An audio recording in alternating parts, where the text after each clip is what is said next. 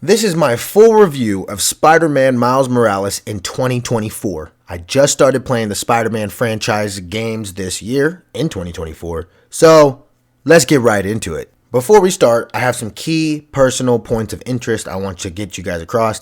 First, I did not like Miles Morales at first. The movies were absolutely fantastic, but the way he was brought into the game from Spider-Man 1, it just honestly didn't make sense for me.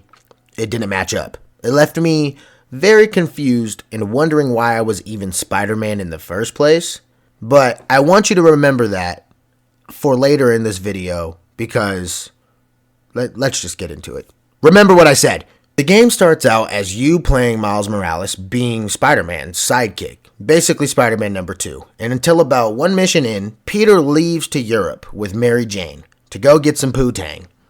Peter says, "Hey Miles, I'm gonna give you the ranks. You take over here. You do you. Here you go." Now, we all know the best way to learn is to get absolutely thrown into the environment, which that is what Peter did to Miles. But Miles is only 16, and he gave him the entire city of New York to Miles and said, there you go. Here's the entire city of New York. I'm going to go get some poo-tang in Europe. Parker's a straight hoe for that. Just saying. During this time, when you're Miles saving the city, saving everybody's ass, every single one of the people was saying, "You're not the real Spider-Man. You're not my Spider-Man. What is that?" Are you fucking kidding me? I just saved your fucking life. And you're telling me I'm not the real Spider-Man? Whatever. Let's move on.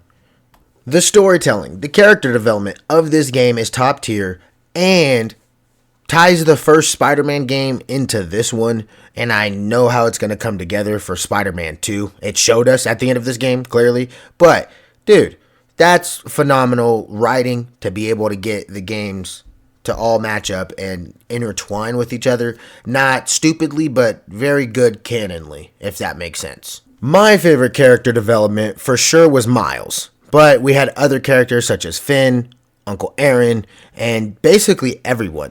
I'm going to get into spoilers now, so if you don't want to hear that, go ahead and skip forward. Use the timestamps listed, but let's get into it.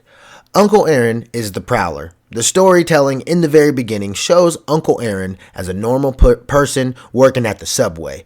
But when Spider-Man comes and helps Uncle Aaron, he just knows that's Miles because he could tell that's family. He grew up with him. He could just tell.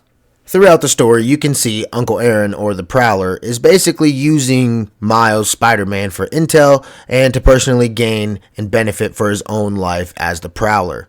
It was clearly stated in the game that Miles' parents did not want him around Uncle Aaron, and Miles learned that first-handed when he got taken advantage of and manipulated, and ultimately ending in an all-out brawl with the Prowler, with his uncle, in the end game, and Miles absolutely kicked his ass because, I mean, come on now, he's Spider-Man. But after that squabble, after that beef, Uncle Aaron had came to a realization that Miles is a lot stronger than he thinks Miles is a lot stronger than Uncle Aaron can perceive in his head, and his character development is he understands that, he learns, he grows. He doesn't want to have the same relationship he had with his brother that he lost, which is Miles' dad. He wants to ensure that he keeps his family around. He doesn't want to see any more of his family die. So instead of fighting Miles and trying to stop him and trying to take him away from the fights, he helps Miles at the very end. He helps save the entire city of Harlem. He comes in and does his job and saves the day and helps Miles do what he needs to do best, be Spider-Man. Amazing character development. Love that one. Good shit, Uncle Aaron. Now let's talk Finn.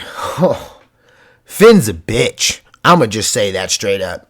I ain't like the way she was acting in the beginning. She acted like she was hot shit, like her shit ain't stink. Like you know what I mean, bro? Like she's better than everybody. I don't know why I felt that, but I just felt that coming from the way she talked. And like she was, I don't know, she just like made everyone seem lower than her. At least in my eyes. That's what I saw, bro. Like the way she would talk to Miles, like, hurry up. I think ultimately what it was is my spider senses was telling me that this bitch is going to turn on us, bruh. So if you think about it, I was ultimately right the whole time. But let's get into the game. Finding out Finn was the Tinkerer came to a surprise to me. I don't know why, but it definitely did. I did not know she was going to do that. And as we play the game, we come to find out that Roxxon, the main company taking advantage of the New York City citizens, is using a nuclear form of energy that harms everyone around it. Finn's brother was the creator of that energy, and he wanted to destroy it because he knew it would make too many people sick and almost die from the nuclear power. During that process of him trying to destroy the nuclear power, Finn was helping him, and Finn watched her brother die and was absolutely murdered in cold blood by Roxxon, the company that was, doing it, which ultimately led her to crashing out and turning into the Tinkerer and almost blowing up half of Harlem. Reasonable crash out, honestly, but bitch you crazy. Now let's talk Miles. Remember in the beginning of the video, I said I did not like Miles as a Spider-Man. Well, that has changed entirely after playing this game. Alright? You start the game, the entire city treated him like absolute dog shit while he's saving everybody's ass. What the fuck is that? Peter left the entire city of New York City to Miles to go get some poo-tang and take a vacation in Europe. You're fucking Spider-Man. You don't need a damn vacation. All while all of this is going down. Alright? All of this is going down. Miles is learning how to become a better Spider-Man, how to fight better, how to control his powers, and as a young man being like 16 years old, he's doing the best he can out of too many situations that he's gotten himself into. We have all been there before, like we can all relate is basically what I'm saying. Ever since Miles became Spider-Man, his childhood best friend is now one of his sworn enemies, the Tinkerer. The Prowler, which is his uncle, is trying to stop him and interfere with his fight between him and the Tinkerer, his best friend from middle school. So, not only does he have two enemies that are both his family members, technically, he has to fight internal and external battles with these fights. Miles's mom, is a campaign political runner, and she's basically trying to attack Roxxon, the company that Finn is going after. So technically, in the internal battle, it feels like everyone has turned against Miles. His mom's running her whole job and campaign to stop Roxxon, which is exactly what Finn wants. So whatever happens with Finn, her mom's going to probably go on Finn's side. All of this. Almost every character, he has an internal and external battle. But the one who's been true, the one who kept his ground, the one who I would say is the best character in the game and is slept on, is Ganke.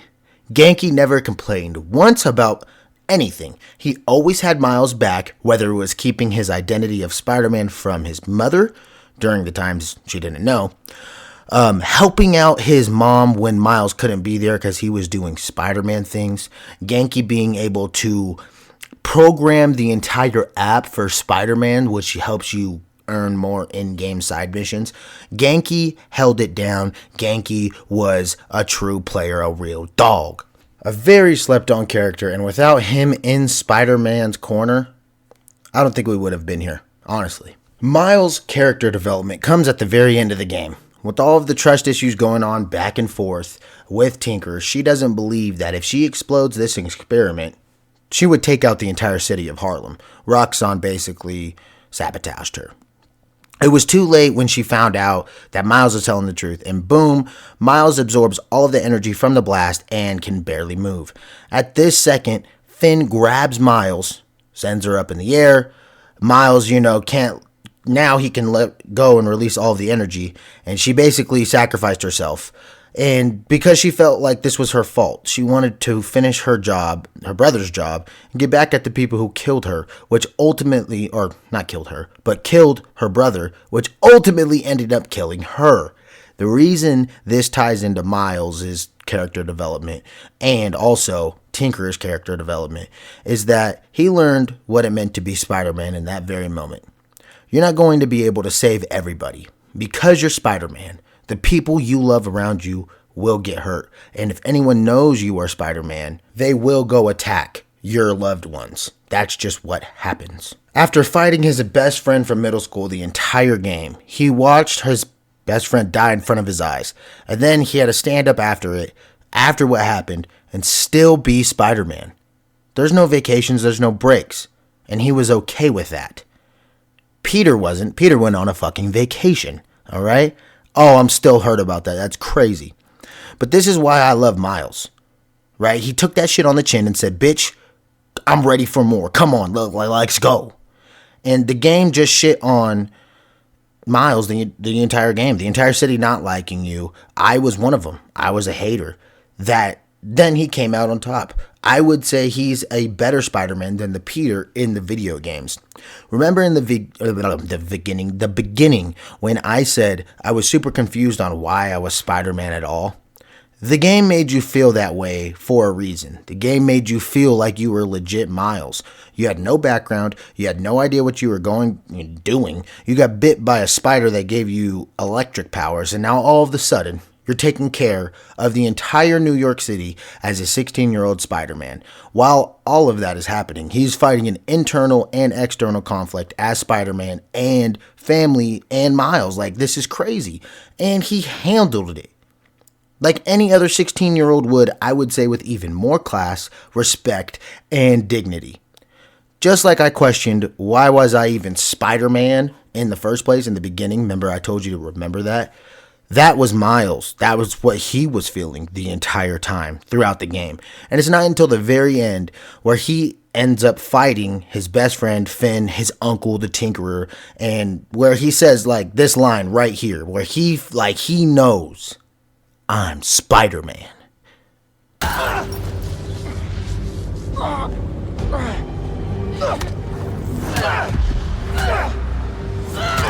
Don't make me kill you! You can't win! Why do you keep fighting? Because I'm Spider-Man. I absolutely turned up. He earned the people's respect, and it clearly shows by this scene here too at the end of the game when the reporters try to come up and it's like, did you see his face? Did you woo woo woo? And I'm gonna just let the man say it. Hey, get out of here, kid. We'll take care of them. Did you see his face? You did good, Spider-Man. Thanks. Who is he? That guy? He's our Spider-Man.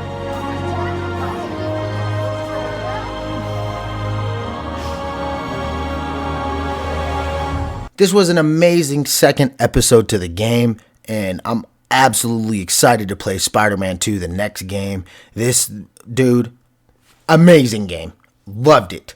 Now, I probably should have put this in the beginning, but here we are. It's okay. There's something about this game that just makes you feel cool. The way that Miles swings through the air on his air tricks, you just have flash, you have flair, and it just looks good, it feels good. It flows with the game, and the soundtrack absolutely adds to the atmosphere, playing some like hip-hop music and just upbeat, happy vibes, which gives you the feeling that, you know, you are Spider-Man, you're jamming there with Miles, and you can feel he's jamming too.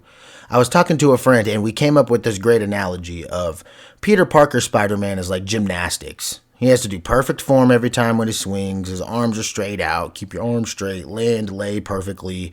Everything straight. While Miles Morales' Spider-Man is more parkour, freestyle, breakdance, and express yourself however you want. Because that's just the way you want to do it and do everything. You cannot play by the book when it comes to your style and your aura, and he almost takes those extra steps to do so. Like Miles personally creates more air tricks and more flash and more flair, more flavor onto the game, which makes the game's entire experience of fighting, the story mode, all of it just that much better. It adds to the atmosphere and just the game in general. Now let's get into some of my personal experiences and what I didn't like about the game. It's only going to be two little short things because I loved this game, but I can see where they've done better. Now, in the beginning of the game, Peter says, hey man, you're going to take this oath, and the number one rule, the number one rule is, do not ever take off the mask. Do not tell anyone you are Spider-Man. He made that very, very, and I mean very clear, okay? Within the first 3 missions of the game, Uncle Aaron, Finn, Genki, well, Genki's our homie, so that's okay, and Mom all know he is Spider-Man. Bro, Peter told you that was the number one rule. And if anyone you love or your family and they know you're Spider-Man, they're going to go target them. What the fuck? That didn't make any sense to me at all. But I mean, I guess it added to the story because it's like a family internal, external affair. But like, bruh, no, like that's the number one rule. And I think he's going to learn that in the next game because, yeah, that's my prediction. I think he's going to learn that in the next game even more to a greater extent. And the electricity, like Miles has the electricity thing, and the mini games for playing the game is like you press L1 and then you just tap square a whole bunch of times, and you do that a lot throughout the game.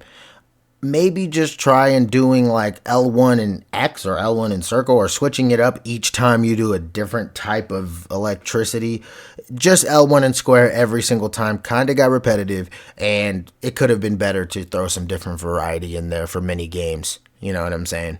All in all, Spider-Man Miles Morales is an absolutely fantastic game. All right. The actual gameplay of swinging through the city has that feeling of swagger and flair. Playing the game was much better than playing the first one, and the storytelling, character development, all of the time put into that and helping, Miles grow as a man and as Spider-Man with amazing graphics and the music to add to the atmosphere, and the combination of all these things I just mentioned makes this game a solid 8.5 out of 10 in my book. Blows the first Spider-Man out of the water. Well, it did have, its ups and its downs. I ultimately loved this game. I wish it had some more DLC missions, but that's what we have Spider-Man 2, so I can't really complain. I'm sure all the DLC missions that would have been in Miles Morales is in Spider-Man 2, so that's okay. Like I said, I have not seen any gameplay on any Spider-Mans ever. I'm running through the entire series just starting this year, so we're going to start Spider-Man 2 next. My prediction for this game is, unless they give Peter some clean-ass power-up, I'm not using Buddy. He lost my respect. Miles is my dog, way better than Peter, and Miles is going to have to save Peter's ass way too many times in the next game. That's just my personal prediction. That's my opinion. Hopefully I'm right. What are your thoughts on my review? What are your thoughts on the game? Let me know in the comment section down below. Did you agree? Did you disagree with some of the things I said? I really did hope you guys enjoyed the video. I put a lot of effort and time into it. And until the next review video, as always, get 1% better. Paddle Thumbz out.